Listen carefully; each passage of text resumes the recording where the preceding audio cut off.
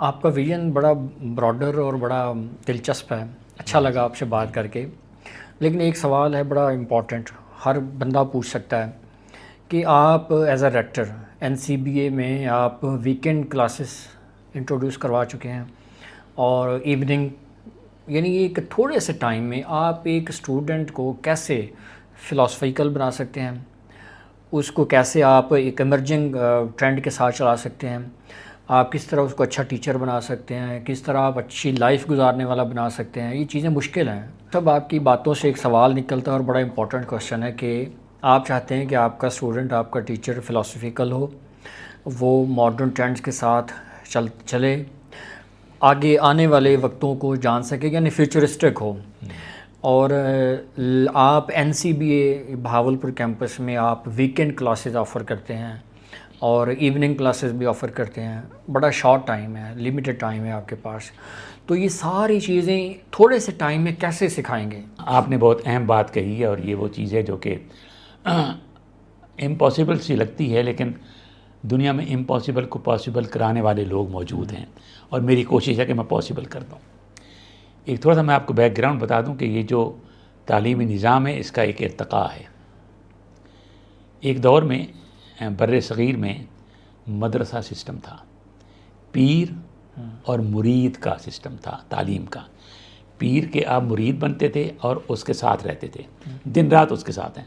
وہ وضو کرنا بھی سکھا رہا ہے آپ کو لقمہ اٹھا کر منہ میں ڈالنا بھی سکھا رہا ہے. اور آپ اس کے پاس 6 مہینے، سال، 2 سال، جب تک وہ یہ سمجھتا تھا کہ آپ کامل ہو گئے ہیں اس وقت تک ساتھ رکھتا. پھر کہتا آپ تم کامل ہو گئے ہو، اب تم جا سکتے ہو. وہ ڈگری نہیں تھی، اس کی صنعت تھی یہ کہنے کی کہ کامل ہو گئے ہو، وہ ڈگری ملتی تھی جہاں. پھر انگریز آیا، اس نے فارمل سسٹم لایا. فارمل سسٹم میں یہ سب کچھ آ گیا جو آج ہم دیکھ رہے ہیں. یہ فارمل سسٹم جو ہے اس نے پہلے فیس ٹو فیس ٹیچنگ شروع کی. کلاس ہوگی، کلاس میں لوگ بیٹھے ہوں گے اور ایک ٹیچر ہوگا پڑھا رہا ہوگا. پھر 20ویں صدی کے آخر میں ٹیکنالوجی آنے لگ گئی. پہلے بورڈ تھا، پھر الیکٹرک بورڈ آ گیا، اس کے بعد ملٹی میڈیا آ گیا، اس کے بعد ہمارے پاس واٹس ایپ آ گیا، آن لائن آ گیا، یہ چیزیں آ گئیں. تو تبدیلی آ گئی. کمیونیکیشن جو ہماری تھی وہ فیس ٹو فیس سے اور بھی ایکسپینڈ ہو گئی. جب یہ ایکسپینڈ ہوئی تو دنیا نے تو اس کو فوراً اڈاپٹ کیا. آپ حیران ہوں گے کہ میں آپ سے جو بات کر رہا ہوں وہ کر رہا ہوں 1984 کی. میں اس وقت PhD کر رہا تھا UK میں. 82 سے لے کر 87 تک میں وہاں رہا. تو 84 میں ایک یونیورسٹی، سیلفرڈ یونیورسٹی، میں اس میں مجھے پروفیسر لے گئے. تو میں جب وہاں گیا تو وہاں ایک کلاس ہو رہی تھی، مجھے کلاس میں لے گئے. وہ ایک بہت بڑا ہال تھا، اس کے اندر بہت بڑی وائڈ اسکرین لگی ہوئی تھی، بہت بڑی اسکرین، اور وہ اسکرین پر کلاس ہو رہی تھی. میں نے پروفیسر سے کہا کہ یہ کیا ہو رہا ہے؟ اس نے کہا کلاس ہو رہی ہے. میں نے کہا کہاں ہو رہی ہے؟ کہنے لگا یہ سامنے جو لوگ بیٹھے ہیں اسکرین پہ یہ کلاس پڑھ رہے ہیں. میں نے کہا یہ اسکرین پہ پڑھ رہے ہیں، فزیکلی تو نظر نہیں آ رہا ہے. انہوں نے کہا یہ فزیکلی نظر آ رہے ہیں، بیٹھے کسی اور جگہ. میں نے کہا کہاں بیٹھے ہیں؟ انہوں نے کہا دبئی بیٹھے ہیں. میں نے کہا یہ کلاس یہاں سے دبئی ہو رہی؟ انہوں نے کہا ہاں دبئی ہو رہی ہے. اچھا، میں شوق سے سننے لگ گیا. سوال و جواب بھی ہو رہا ہے، لیکچر بھی ہو رہا ہے، ڈسکشن بھی ہو رہی ہے، سب کچھ جس طرح فیس ٹو فیس ہو رہا ہوتا ہے بالکل ویسے ہو رہا تھا. کلاس ختم ہو گئی. میں نے اس پروفیسر کو بڑا اپریشیٹ کیا. میں نے کہا can you give me some idea about it? اس نے کہا بھائی یہ آن لائن سسٹم ہے، ہم فیس ٹو فیس سسٹم سے آن لائن سسٹم میں شفٹ ہو گئے ہیں، چونکہ دنیا کا ہر شخص فزیکلی ایک جگہ پر پریزنٹ نہیں ہو سکتا. یہ 30 سال پہلے کی بات، یہ 30 سال پہلے کی بات کر رہا ہوں کہ اس نے کہا کہ یہ دنیا میں انسان کے لیے مسئلہ ہے کہ وہ فزیکلی کہیں جائے. تو آج کل یہ فیسلٹی جب آ گئی ہے تو کیا ضرورت ہے آئے؟ تو جتنا ٹائم ضائع کرے گا اس سے بچت نہ کر لے. آپ یہ دیکھیں کہ جب میں پھر 1998 میں گیا ہوں USA، تو میرا ایک ریلیٹیو ہیں، ان کو منڈے کو صبح میں نے کہا کہ آپ آفس نہیں جا رہے؟ اس نے کون سا آفس؟ میں نے کہا آپ تو وہ فائزر کمپنی میں جاب کرتا تھا. میں نے کہا آپ گئے نہیں؟ اس نے کہا یہی میرا آفس ہے، میں نے یہی کام کرنا ہے. میں نے کہا کیوں؟ اس نے کہا ہماری کمپنی نے اپنا آفس بند کر دیا ہے، آپ کو کہا ہے کہ گھر میں رہو، اور ہماری تنخواہ بھی بڑھا دی ہے، لیکن صبح ہمیں ٹاسک مل جاتا ہے اور شام کو 5 بجے میٹنگ میں رپورٹ کرنا ہوتا ہے کہ یہ کام میں نے کر دیا. ٹھیک ہے. اس سے ان کا سارا بچت ہو رہی ہے، ان کی جتنا ان کے بہت بڑی بلڈنگ کو کے خرچے تھے بچت ہو رہی ہیں. ہمارا پیٹرول جو ہے وہ نہیں لگ رہا ہے، ہمارا ٹائم بچ رہا ہے. وہ جو 1 گھنٹہ آنے جانے کا لگتا تھا اس کی بچت ہو گئی ہے. وہ کہتے ہیں یہ آپ کی بچت ہے، آپ کو ہم پیسے بھی زیادہ دیتے ہیں لیکن آپ ہمیں آؤٹ پٹ دیں گے. یعنی جاب کا مطلب یہ نہیں کہ آپ اتنے گھنٹے بیٹھے ہیں، جاب کا مطلب ہے آؤٹ پٹ کیا ہے. یہ میں نے ٹرینڈ بدلتے دیکھے نا دنیا میں. میں اپنے ملک میں دیکھتا ہوں کہ ہم اس سے نکلنا نہیں چاہتے. میں نے کہا نا کہ ہم تھوڑے سے ماضی پرست ہیں. وہ ماضی پرست دنیا کو ماضی کی آگہی ہوتی ہے، پرست نہیں ہوتے اس کے. میں یورپ میں رہا ہوں، میں ہر رنگ و نسل کے آدمی کے ساتھ ڈیل کیا میں نے. ان کے ہاں جو فلاسفی ہے وہ یہ ہے کہ کل کیا ہوگا. میں صبح اٹھ کے پہلے سوچتا ہوں کل میرے ساتھ ہوا کیا تھا، میں اس پر روتا ہوں بیٹھ کے.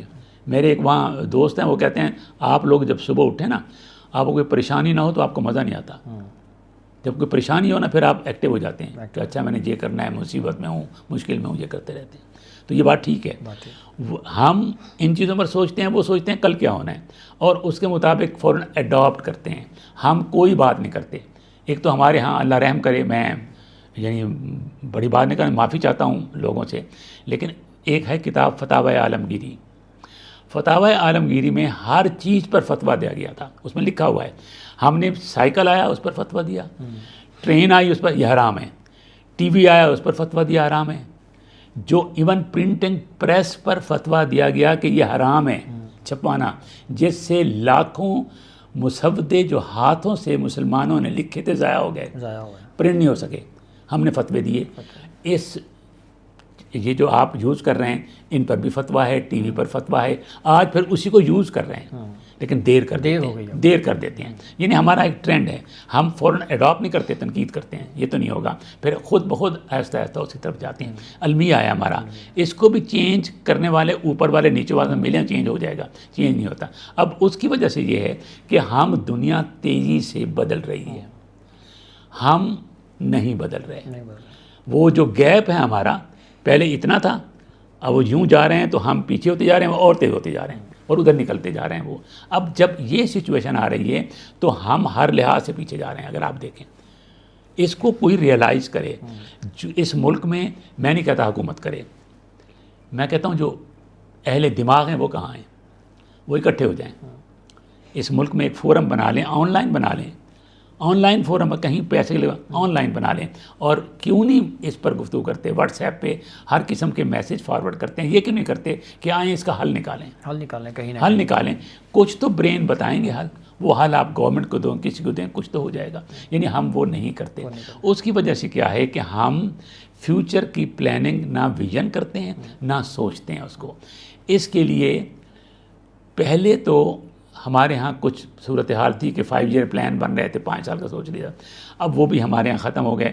ہم بالکل جو کرنٹ سچویشن ہے اس کے مطابق ڈیل کرتے ہیں. یہ ایک المیہ ہے، ڈے ٹو ڈے چل رہے ہیں بس. اب اس المیہ کو کیسے ٹھیک کریں آئی ڈونٹ نو، کوشش ہو سکتی ہے. ڈاکٹر صاحب ایک اور بڑی اہم چیز ہے کہ پرائیویٹ اداروں کے بارے میں کہا جاتا ہے کہ فیس بہت زیادہ ہے، افورڈیبل نہیں ہو سکتی، اور اس کے مقابلے میں لوگوں کا کہنا ہے کہ جو پبلک انسٹیٹیوشنز ہیں وہاں اخراجات کم ہیں. اب اس میں کتنی حقیقت ہے، کیا ہے، یہ تو آپ بتائیں گے کیونکہ آپ دونوں سائٹ پہ کام کر چکے ہیں، پبلک سیکٹر میں کر چکے ہیں، اب بھی کہیں نہ کہیں کرتے ہیں، اور پرائیویٹ سیکٹر کے ایک ادارے کو آپ ہیڈ کرتے ہیں. تو یہ کیا یہ بات کہاں تک درست ہے کہ جو پرائیویٹ انسٹیٹیوشنز ہیں وہ زیادہ چارج کرتے ہیں؟ اور اس میں آپ نے این سی بی اے کا بھی بتانا ہے کہ آپ واقعی جو آپ بات کرتے ہیں وہ این سی بی اے کے معیار پہ پورا اترتی ہے. دیکھیں چونکہ ہم ایک ریلیٹیولی بیک ورڈ ایریا میں رہتے ہیں پنجاب کے، یہاں پر لوگوں کی استطاعت کم ہے، مالی مسائل ہیں ان کے، اور خاص طور پر آگے جاب مارکیٹ نظر نہیں آتی لوگوں کو. بچیوں کو بطور خاص وہ دوسری جگہ نہیں بھیج سکتے جو کلچرل ہمارا نارمز ہیں اس کے مطابق. تو لوگ چاہتے ہیں کہ یہیں پر تعلیم ملے لیکن سستی ملے. میں ایک مثال سے یہ بات سمجھانا چاہتا ہوں اب آپ اپنے بہن بھائیوں کو، بزرگوں کو، کہ ہم بازار جاتے ہیں نا، سیب لیتے ہیں. مجھے سستا چاہیے، میری اگر پریورٹی نمبر 1 یہ ہے کہ مجھے سستا چاہیے، تو جو 100 روپے کا کلو ملے گا سستا، وہ کہے گا یہ 100 روپے کلو ہے، اس میں آدھا گلا ہوا ہوگا. بالکل ٹھیک ہے. ہاں اگر میں یہ برداشت کر سکتا ہوں تو میں یہ سوچتا ہوں کہ میں نے سستا لیا ہے اور سستا لے جاؤں، آدھا گلا ہوا پھینکنا پڑے گا، فائدہ کوئی نہیں ہوگا. اسی طرح میں ایک سستی تعلیم لے لیتا ہوں. میں کہتا ہوں یار یہ 5,000 روپے لے رہے ہیں، کہتے ہیں ڈگری لے جانا. میں سوچتا ہوں یار یہ اچھا ہے یار، 5,000 میں ڈگری دے رہے ہیں. وہ دیکھو وہ 20,000 کی کہہ رہے ہیں، یہ 5,000 کی ڈگری کہہ رہے ہیں، میں اس سے لے لوں. سوال یہ پیدا ہوتا ہے کہ وہ کیا گلی سڑی ڈگری تو نہیں ہے جو میں لے کے جا رہا ہوں، جس میں کوئی علم نہیں ہے، کوئی سکل نہیں ہے، کوئی ایٹیچیوڈ نہیں ہے، کوئی انڈرسٹینڈنگ نہیں ہے. تو پھر وہ زندگی بھر عذاب ہے. میں اپنے طالب علموں کو سمجھاتا ہوں کہ یہ جو ڈگری لے کے جا رہے ہو نا، اگر تم پڑھ کے محنت کر کے سمجھ کے علم حاصل کر کے نہیں لیتے تو یہ گلے کا توق ہے. جہاں اس ڈگری کے فائد جا کے انٹرویو دے گے وہ کہیں گے اچھا ماسٹر کیا ہے، اچھا ایم فل کیا ہوا ہے، اچھا کیا کیا تھا اس میں، یہ تھا، بتاؤ فلاں چیز. نہیں آئے گی. ریسرچ کر رہے ہو، نہیں کرتے، ٹھیک نہ کرو، لیکن جب انٹرویو دو گے تو کہیں گے دکھانا کیا ہے تمہارے چیز میں، اچھا فلاں چیز کیسے تھی. میں انہیں کہتا ہوں کہ یہ ہر وقت آپ کا ٹیسٹ ہے کہ یہ ڈگری آپ کے پاس واقعی ویلڈ سٹینڈرڈ کے مطابق ہے یا نہیں ہے. تو میں 5,000 کی تو ڈگری لے لوں گا، ڈگری آ جائے گی میرے پاس، لیکن میں زندگی میں کامیاب نہیں ہوں گا. میں بعض لوگوں کو یہ بھی کہتا ہوں، خفیہ سی بات میں آپ کو بتا رہا ہوں، میں کہتا ہوں ہو سکتا ہے آپ کے پاس سفارش ہو، اور اس ملک میں سفارش سے بھی مل جاتا ہے. لوگ یہ سوچتے ہیں یہ ڈگری کیا ہے جو ہے سفارش کرا لیں گے. ایک بار کرا لیں گے سفارش، اس کے بعد بڑی ہی ذلت والی زندگی بسر کریں گے. جہاں سے گزریں گے نا لوگ کہیں گے وہ جا رہا ہے سفارشی، نالائق کہیں کا. یہ برداشت کر سکتا ہے انسان ہر وقت کہ ہر روز کوئی نہ کوئی جملہ بول رہا ہو آپ پر، تو کیسے جئیں گے. تو میں لوگوں کو کہتا ہوں کہ آپ کم از کم اگر ٹاپ نوچ کوئی سیب نہیں لے سکتے کہ جی یہ 500 روپے کلو ہیں، تو آپ صاف ستھرا کوئی 200-250 والا ہے وہ لے لیں تاکہ سارا آپ کے استعمال میں آئے، آدھا پھینکنا نہ پڑے. اب پرائیویٹ میں ڈگری تھوڑی سی مہنگی ہے، یہ بات بالکل صحیح ہے. اس کا ڈیٹا لیں وہ بھی نظر آئے گا. کچھ بڑی یونیورسٹیاں جو اچھی یونیورسٹی ہیں ان کی فیس پرائیویٹ کے برابر ہے، اور کچھ سبجیکٹس میں اس سے بھی زیادہ ہے. لیکن جنرلی آپ کی بات صحیح ہے کہ پرائیویٹ میں زیادہ ہے. اس کی وجہ کیا ہے کہ گورنمنٹ کے اداروں کو تو گورنمنٹ گرانٹ دیتی ہے، وہاں سے پیسے آتے ہیں، وہ ان کا پورا انحصار طالب علم کی فیس پر نہیں ہے. ٹھیک ہے. پرائیویٹ کا پورا انحصار طالب علم کی فیس پر ہے، اس لیے وہ فیس اپنے اخراجات کے مطابق کرتا ہے.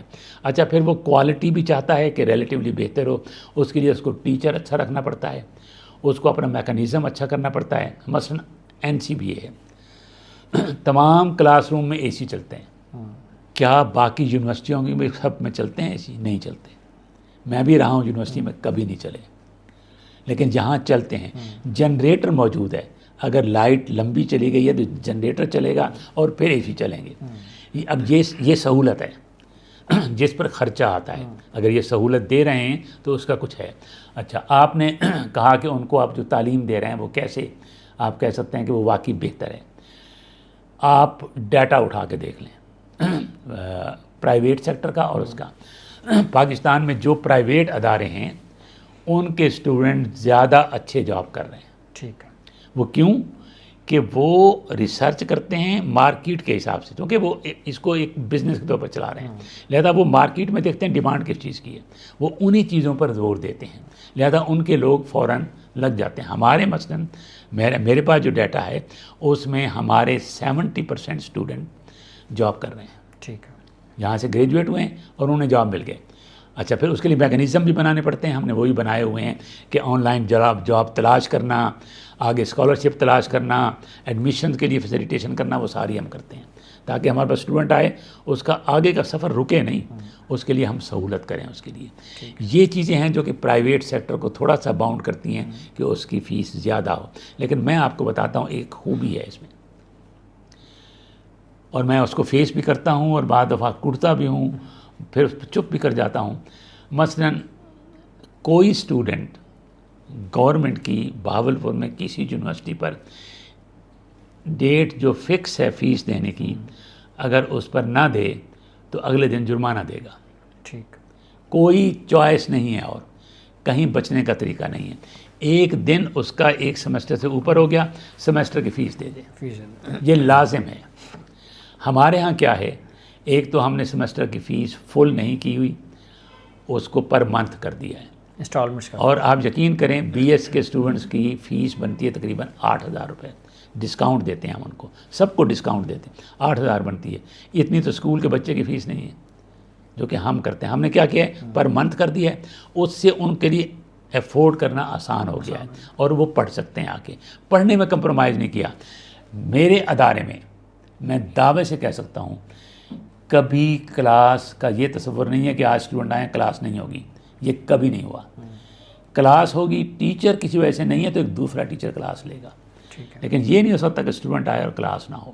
تو اور یہی میرے خیال ہے پرائیویٹ اداروں کی خوبی ہے کہ وہ یہ کرتے ہیں. وہ پرائیویٹ ادارے جو اسٹیبلشڈ ہیں, انفارچونیٹلی میں یہ دکھ کے ساتھ بات کرتا ہوں کہ یونیورسٹیوں نے ایفیلیشن دی ہے, اداروں کو ایفیلیشن دی ہے اور اسٹینڈرڈ کو مینٹین نہیں کیا. ٹھیک ہے. وہ جو ایفیلیٹ ہو گئے ادارے, ان کے پاس نہ سہولتیں ہیں, نہ بلڈنگ ہے, نہ ٹیچرس ہیں. وہ پھر کیا کرتے ہیں, وہ تھوڑے سے پیسے لے کے کہتے ہیں ڈگری لے لینا, امتحان دینا, ڈگری لے لینا, جو کہ ایک تو تعلیم کو ڈیمیج کرنے کا ہے. ہمارے ہاں اسکلڈ ہیومن ریسورس ڈیولپ نہیں کر رہے ہیں, اور دوسرا وہ اچھے تعلیم اداروں کو نقصان بھی دے رہے ہیں. یہ گورنمنٹ کو سوچنا چاہیے کہ وہ ایفیلیٹڈ کالجز کے اندر ڈگری پروگرام شروع نہ کریں, وہ صرف اسٹیبلش اداروں میں کریں. لیکن ہم یہ دعویٰ کرتے ہیں یعنی کہ ہم جو تعلیم دے رہے ہیں وہ فار بیٹر ہے, فار بیٹر ہے, اور ہم اسکل بیس دے رہے ہیں اور اسٹوڈنٹ کو آگے جا کر جاب مل جاتا ہے. اچھا ڈاکٹر صاحب, ایک اور چیز بڑی, یہ جو پبلک سیکٹر یونیورسٹیز ہیں وہاں اسکالرشپس بھی مل جاتی ہیں, نیڈ بیسڈ بھی ہوتی ہیں, میرٹ بیسڈ بھی ہوتی ہیں. وہ ظاہر ہے کچھ اسٹوڈنٹس اٹریکٹ بھی ہوتے ہیں, ان کی ضرورت ہوتی ہے. تو پرائیویٹ اداروں, آپ کے NCBA میں بھی اس طرح کا کوئی میکینزم ہے کہ نیڈ بیسڈ اسکالرشپس ہوں یا کوئی ایسے میرٹ بیسڈ ہوں کہ بچوں کو کوئی اٹریکٹ کر سکیں, وہ آئیں؟ میں آپ کو یہ بتانا چاہتا ہوں اور خوشی سے بتانا چاہتا ہوں, میرا چونکہ اپنا موٹو زندگی میں یہ رہا ہے کہ لوگوں کو تعلیم دینے والے بنو, رکاوٹ نہ بنو. اور جب مالی رکاوٹ بنے تو مجھے دکھ ہوتا ہے کہ بھئی یہ پیسے نہ ہونے سے کوئی تعلیم کسی کی رکے نہ. میں کیا کرتا ہوں, میرے NCBA میں کوئی بھی طالب علم آتا ہے اور اگر وہ مجھے یا میری ٹیم کو یہ ثابت کر دیتا ہے کہ میں مستحق ہوں, میرٹ میں تو پتہ لگ جاتا ہے نا کہ میرے 80% مارکس ہیں, 90% ہیں, وہ تو نمبر آ گیا. لیکن ایک کہتا ہے جی میں افورڈ نہیں کر سکتا, شوق میرا ہے پڑھنے کا, یا میرے ماں باپ میں سے کوئی خدا نخواستہ نہیں ہے, یا ہماری فیملی کی مالی حالت یہ ٹھیک نہیں ہے, آپ ہم پر مہربانی کریں, ہمیں آپ کچھ ڈسکاؤنٹ دیں. ٹھیک ہے. اسکالرشپ ہوتا ہے یا ڈسکاؤنٹ ہوتا ہے, ہم اسے ڈسکاؤنٹ بھی کہتے ہیں, اسکالرشپ بھی کہتے ہیں. جن کے نمبر زیادہ ہوتے ہیں اسے ہم میرٹ اسکالرشپ کہہ دیتے ہیں, ان کو ہم رعایت دیتے ہیں ڈسکاؤنٹ کی شکل میں. میرے ہاں ایک اسٹوڈنٹ بھی نہیں پڑھ رہا جس کی فل فیس ہو. ٹھیک ہے. تمام کو ڈسکاؤنٹ ملا ہوا ہے. ٹھیک ہے. آپ یقین کریں کہ میرے ہاں یہ بھی میں تصدیق نہیں کرتا, کوئی آیا کہنا کہ میں بہت غریب ہوں, اور کیسے خدا کی قسم میں غریب ہوں, آگے میں نہیں پوچھتا. جب قسم اٹھا دی تو میں بلیو کر لیتا ہوں. مجھے پتہ ہے بعض لوگ جھوٹ بولتے ہیں. ٹھیک ہے. میرے ہاں یہ بھی ہوا کہ ایک لڑکی نے مجھ سے پیسے آدھے کروا لیے اور اگلے دن نئی گاڑی خرید لی. یہ بھی ہوا, مجھے پتہ چلا. لیکن میں ایمان لاتا ہوں کہ چلو ایک بندہ کہہ رہا ہے. ہم نے کبھی سختی نہیں کی, کبھی فیس پر منتھ نہیں دی تو کہا کوئی بات نہیں اگلے مہینے دے دینا. یہ ایک تو یہ رعایت دی. دوسرا ہر اسٹوڈنٹ کو ہم نے ڈسکاؤنٹ دیا ہے, اور یہ ڈسکاؤنٹ کوئی 5% 10% نہیں ہے, یہ اپ ٹو 40%. بہت ضرورت مند کو 45% ٹیوشن فیس کا دیا ہے, اور ہر ایک کو دے رہے ہیں. یہ میں سمجھتا ہوں کہ اس شہر میں بہت بڑی مدد ہے ان لوگوں کی جو پڑھنے کا شوق ہے.